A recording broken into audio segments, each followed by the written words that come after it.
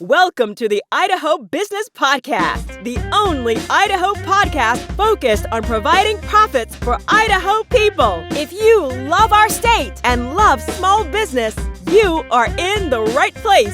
We interview local legends, learn business, and have way too much fun doing it. You're listening to the Idaho Business Podcast with your friend, host, and all-around great guy and owner of New Clean Commercial Cleaning, Spencer Ward.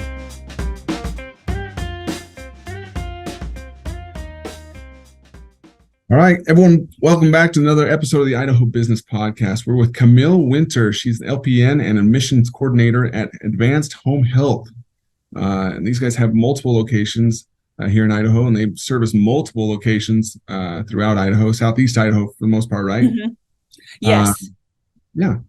And, Camille, she was born and raised in Blackfoot, Idaho. So she is well accustomed to Idaho, just like me.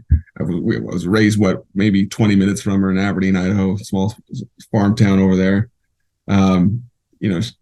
Camille currently is a nurse, like I said, an LPN, and she has a sales background that she's also performing in her job now. So welcome to the show, Camille. Thank you. Everything I said that needs Glad to be edited out or corrected. Okay.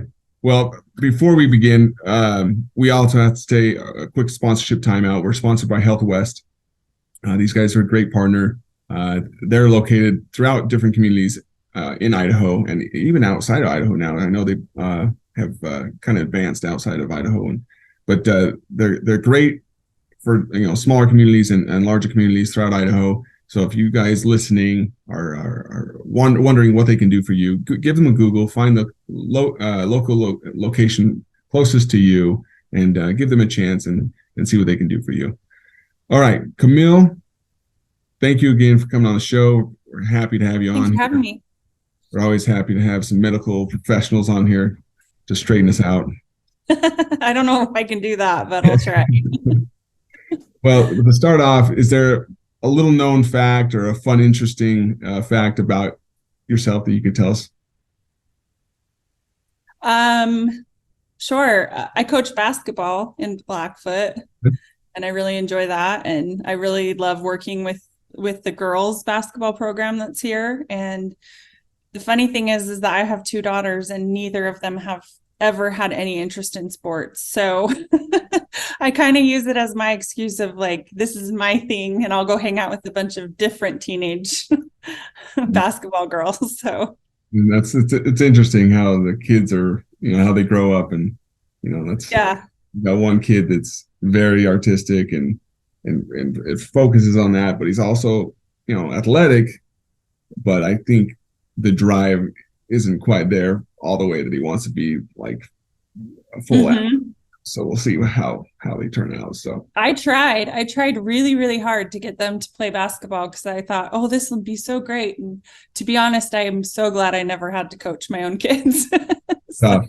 It is tough. Yeah, but I enjoy it. What is it, the high school level or middle school or what right now I'm doing the junior high level. So 7th and 8th graders. But we work really well with the high school program. And so it's we're trying to make it a one program so that these kids will continue to go on. So that's great. Running the same plays from pretty much the same. Yep. Same mentality, same drills, things like that. And it's working out pretty well for us. So Blackfoot's had a really good girls basketball program. So cool. Yeah. Well, awesome. Let's just start with, how did you get interested in the medical side of the business anyways? Well, I've been a nurse since 2005. And of course, I started working in the hospitals, and I worked at Portneuf Medical Center for 12 years, actually. Loved it. Absolutely loved it. But then I started to have kids and wanted to be around them more. So I kind of cut back and started working for just an individual doctor that had his own practice. He was an orthopedic surgeon in Idaho Falls. And where it was a small practice, I had to learn how to market as well as help him. And so that really is what got me interested in it. And so I've realized that it's I kind of have an advantage because I can talk to the medical professionals in a medical way and communicate things, and it's really helped to actually be a part of both sides of this. Sure. I like that. Well, that's great. You have that experience for sure. What's your favorite part about the business that you're in? I love helping people. I know that sounds really cliche, especially coming from a nurse, but I've seen what the value of home health can do for people, because I have had patients when I worked for the orthopedic that really needed that extra help. And so I really did grow a big interest in it that way. But I love seeing people get better. I really do. So I think that's when you see those little improvements and you're working with somebody that is finally able to weight bear, and we get to be a part of that experience because they've been maybe wheelchair bound for a while or going through speech therapy, and have them actually have a full conversation with you. It's a wonderful feeling to know that you've been a part of that for somebody. I like that. So walk me through, you're a nurse, but then you have, the sales background. You're also actively, participating in sales right now for your company. Mm-hmm. What does that look like on your side as you're trying to acquire new business for your business? What I'm really trying to do is build relationships. So my role is to really build relationships with the doctors and their staff, and I can also really help coordinate those things of making sure that we are doing on the clinical side exactly what the doctors have asked us to do. There's definitely doctors that are very particular on what their orders need to be. And so that's another way that I can really come in and handle that. Another way that it's really valuable for me is that I kind of become the communication point for the doctor's offices and our staff. I can tell you experience from working in a doctor's office, there's nothing worse than multiple phone calls. Mm-hmm. And granted, there's sometimes that those phone calls directly from the clinicians are important if there's something wrong. But by law and by like the way that Medicare works, we do have to communicate specific things to the doctors. And that's where I can come in once instead of those offices getting 10 to 15 phone calls a week from our staff. And so me being clinical helps to just be able to communicate those things to them. I like it. And just like anything, you're finding the pain points for these practices and helping them, selling to that pain point of helping them understand, hey, this is this obvious problem, all these phone calls that are happening, mm-hmm. This is an answer to that. This is my 3-step program to make it easier for you. Yeah. And that's really, I want to be that person for them. I want to make their jobs easier. And I also want to make sure their patients are taken care of. So that's really what I'm focusing on. Yeah. I think it's interesting too, because I think every customer is different, as you're onboarding a customer, and you probably see this too, that some people want more constant contact and maybe others want, just do X, Y, and Z, but I don't want to hear from you, all the time. Exactly. I think people don't understand that enough as you're onboarding any new customer, no matter what your business is. You should have maybe an onboarding package like, hey, this is what we typically do. Would you like this? Would you like this? And then have them understand like, hey, no, that's not for me. That's not for me. Yeah, I want that, or I want that. And now you have kind of a custom program for that person. I think that's great what you're saying. I think it's difficult in the sales sense because for me, being a part of Advanced Home Health, I can tell you that we are very blessed in Pocatello with amazing clinicians that don't just work for Advanced Home Health. Mm-hmm. There are other great home health companies out there as well, but there's definitely things that I can offer that I know that they can't. So one thing is most home health companies have our home health and hospice within the same company. We truly just specialize in home health. We don't do hospice. We do have a sister company that's a hospice company, but whenever that transition happens, we're discharging that patient. They're not staying on with our company. And so and at that point they could choose whatever hospice company they want. But I really like knowing that I can say we're truly just specialized in home health. And a lot of people don't understand what home health actually is. Home health is like when there's skilled services that are needed in the home. So we provide nursing. Nursing can do wound care. They could do medication management. They can do education. And then we have physical therapy. That's pretty self-explanatory. Occupational therapy, speech therapy. We also have a social worker. So if there's any need for maybe finding out what programs are available for a particular patient, making sure that if their insurance paperwork is filled out correctly, those kind of things, social services can come in. And then we also offer a CNA that can come in and help with showering. Sure. Also isn't just for a post-op situation. They can go in anytime there's a new diagnosis on a patient, anytime there's been a fall that also is usually bringing a new diagnosis into their situation.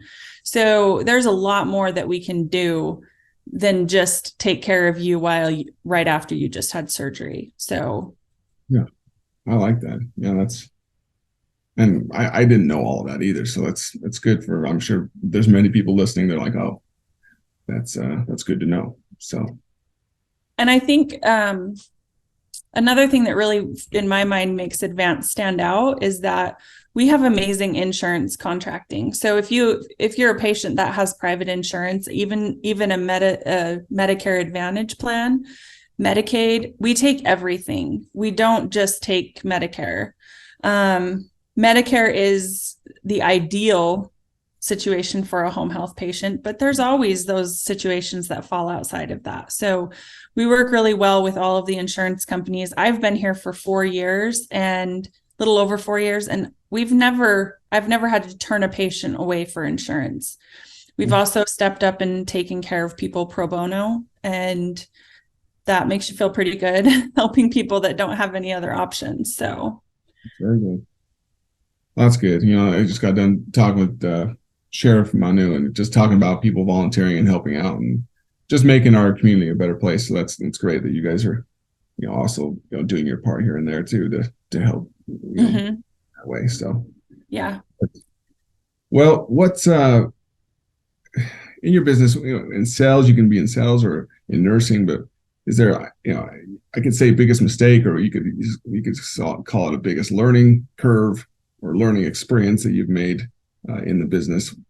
What can you talk about when it comes to that? Well, I think for me, like I said, I have had experience working in a doctor's office. And one thing, as I started this job, I was really approaching every situation as if it was me being that nurse working in the office. And I think that the biggest mistake I made is that not everybody is like how I was. just because something worked for me in that doctor's office doesn't necessarily mean that it's the way everybody has to do it. And so I think I made some mistakes in the beginning by approaching it that way. And I had to kind of step back and really listen to what their concerns were and what their needs were and how we could help them. And so I think once I was able to do that, it really helped me grow within the marketing sense. I love it. What's maybe one of the biggest frustrations that you've had to deal with in your business? I've seen and I think it's something that we've all experienced in any type of job. I've seen so much turnover lately. New nurses working in offices, new MAs working in offices. And it's been frustrating because like you build a relationship with someone and it changes in the drop of a pin, you just never know. That's been a very frustrating thing. And I think too, it's been frustrating because we're all working hard to get our business names out there, and it's hard when you don't win.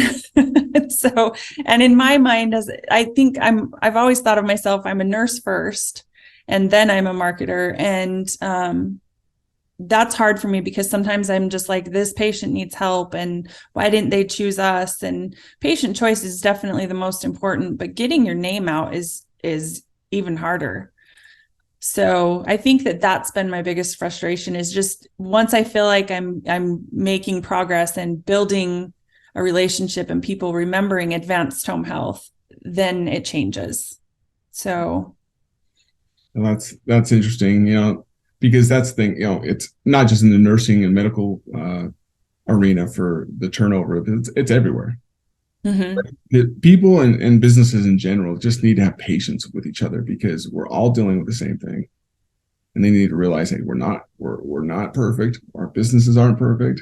We're going to make mistakes. We're going to have a few things happen here and there, but show some grace when you need to show it. Yeah, absolutely. And don't judge others as if you're perfect, because you're not. Yeah, absolutely. And I think we all could learn from that. So that's probably been the hardest for me, though. So exactly, that's great. Well, let's turn the page here for a minute before we get into lightning round, because there's a question I think will be interesting for many of the listeners, because we have some aging business professionals here that are getting some knee replacements. I know my mom's getting a knee replacement here soon, and just getting older, and eventually we probably need some home health and that kind of stuff. But obviously they're probably not thinking, hey, I really want some home health. And I don't think anyone really yeah. Let's do this thing, But what are some things as a medical professional, what are some obvious things that could help them recover faster and to stay healthier as they are aging? So do you mean recovering from like a surgery? Yeah. I mean, I think the first thing that always comes to mind is having a good diet is always going to be like the number one thing to help everybody. And let's face it, we've all struggled with that, especially since COVID and the pandemic hit. But I think accepting that help that is there for you. We get a lot of these like total joint replacement patients. We'll have conversations with them prior to their surgery, and they'll say, I'm not going to need anything. I'm not going to need any help. And then they're calling us after they get home because they realize that, oh my gosh, this is harder than I thought. I think finding somebody within your family that can advocate for you is very important. I recently was on that side of things. My mom unfortunately had a stroke in February. She's doing very well now. Absolutely. But it's been eye-opening to me as a nurse, because her meds were a mess. Like her medications she was getting multiple dosages filled of the same medications. I'm honestly surprised that the pharmacy was doing that. But I don't think they know any better. Like patients, especially our elderly patients, are going to see their bottles in front of them and be like, oh, I got to take all of these, and not realize that they are like duplicating medications over and over again. And so having somebody, and that's another way home health can come in and really see what it is that you have in your home and what it is that you're taking and have access to, and really help you clean those things up. With a new diagnosis, anybody that's had a stroke, anybody that's had a fall, it might be medication related. So I'd say making sure your medications are on track, and making sure, like I said, you have somebody that's there to talk for you, have somebody that's there to help you answer questions, to help you ask questions. Because I've always thought, if it's a question that you as a son has, eventually it's a question your mom's going to have to the doctor. So if you're with her, ask questions. Become a part of the situation for your family member. I like it. Perfect. I go to the gym, every morning, because I've recently lost quite a bit of weight, because I've gone from an unhealthy point to a healthier point. I'm making that journey, and I see. Yeah, thank you.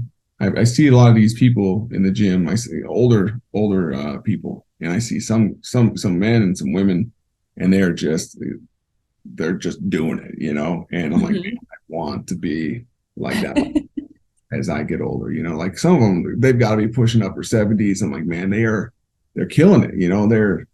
And I've heard this, and you could probably confirm or deny, but doesn't your bone density stay, doesn't it stay more dense and larger as you are lifting weight and being active That is correct. But it's not necessarily lifting heavy weights. Sure. I mean, for our elderly population that does have osteoporosis, or they might be borderline on that, the doctors are encouraging not only calcium and vitamin D, like those, don't just take one or the other. You need to have both, or it doesn't get processed in your body correctly. But weight bearing exercises are incredibly important for that population. They need to be doing those kind of things. That's what will help the most. There's medications out there that can help somewhat, help maybe delay that process of osteoporosis, but really truly walking, weight bearing exercises, just being active is really going to help. That's a very great question. I'm glad that you asked that. That's great. Well, I think that's important for everyone to understand that, because I think sometimes people are active as they're younger and they're like, you know what, I'm retired, I'm good, I've done my work, I'm just going to sail off to the sunset. And then that's when they end up falling down and they're like, wait a minute, I broke a hip, I just barely fell.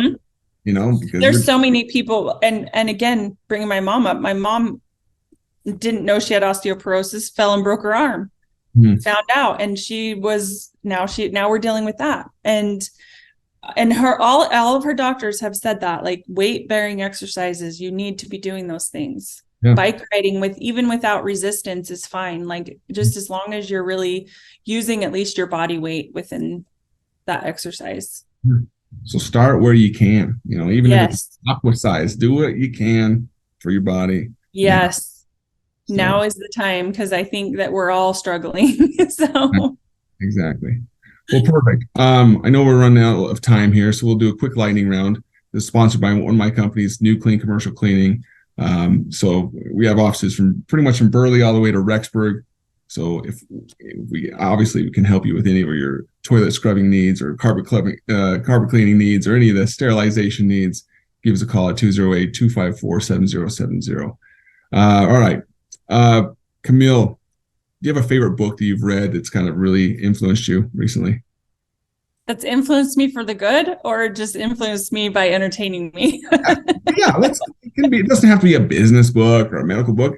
Like, literally, I'm reading novels right now. So yeah, I just read, it's kind of a cheesy, like, it's a teenager's age book, and me and my daughter were reading books together, but I'm also very into true crime, like probably the majority of us. But I read A Good Girl's Guide to Murder.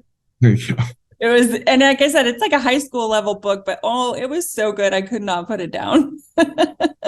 No, I'm all about it. I said it before. I said sometimes you really have to just take a break from all the professional jargon and stuff that you put on, and just relax and laugh a little bit and enjoy. Yes. Clears your mind. So yep. My family was like, is this telling us something? Like, by reading this book? No. Watch your backs. Yeah. Now do the dishes. That's one of the biggest myths that business leaders or people that are just trying to succeed in business need to know the truth about. That sometimes people will say things to your face to make you happy, and it shouldn't be taken personally. Like, in my experience, I would sometimes tell people, yeah, we'll use you guys for home health, and then not use them. And then I felt bad, but it was more about, like, them not knowing when to leave.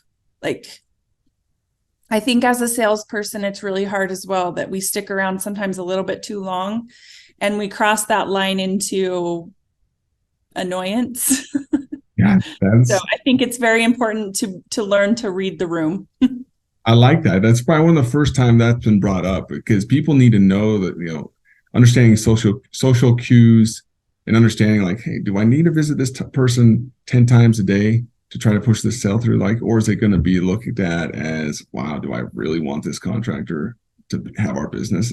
Yeah. And that's really what it is. Like, sometimes it makes you look desperate, and it's hard for the person you're trying to sell to, because they're busy too. Yeah. They're dealing with things beyond what you're selling. So we have to be able to really, like, read the room and understand that if they've told you, yeah, we'll give you a shot, and they don't, That's okay. Yeah. Give it some time and go back. I think too many times people read too many business books, right, by too many authors. And they probably heard, oh, you got to follow up to eight times before you close a standard sale. You have to do this, you have to do that. And then they don't realize, no, what you really need to do is, how can you provide value to these people? That's the number one. How can you provide value without them even giving you any money? That's the game changer. That's one thing that I've really tried to push within our company, is that I want like you said, value. I want to bring value every time I walk into a medical office, anytime I walk into a hospital. I don't want to just sit there and look desperate. So you do need to come up with something that's valuable.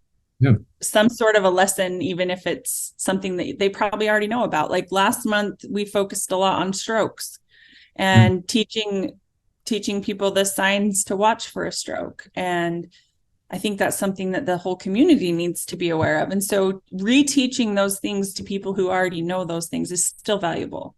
Oh, that's fantastic. I love it. Well, thank you so much, Camille. This has been a fantastic episode, I think. So, yeah, thank you. It's fun. Yeah, appreciate you being on our show. Hopefully you come back sometime soon. I would love to. Well, again, like always, I guess we need to roll out the red carpet real quick for you. If anyone's listening and they're thinking, hey, I like what Camille's saying, I really want to get in touch with Advanced Home Health, what's the best way to get in touch with you, or whatever avenues that you'd like to send them to? Well, I have a business cell phone that if anybody has questions, if anybody is struggling with any of the stuff that we talked about, or maybe just seeing if there's anything we can do for you or a family member. My office cell phone number is 208-520-2862. And then our office is 208-269-1200. So perfect. If there's any questions or anything, we'd love to help.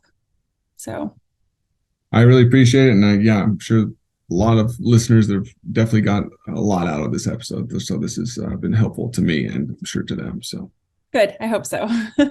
Perfect. As always, those that are out there listening and probably watching maybe on YouTube, be happy, be grateful, and go out there and try to find opportunities to serve others. And we will see you another day. See ya. Thanks. Congratulations on spending a couple of minutes getting a little bit smarter, having some fun, and supporting the Idaho business community. If you're feeling the love, make sure to subscribe, rate, and review on iTunes, Stitcher, or wherever you are.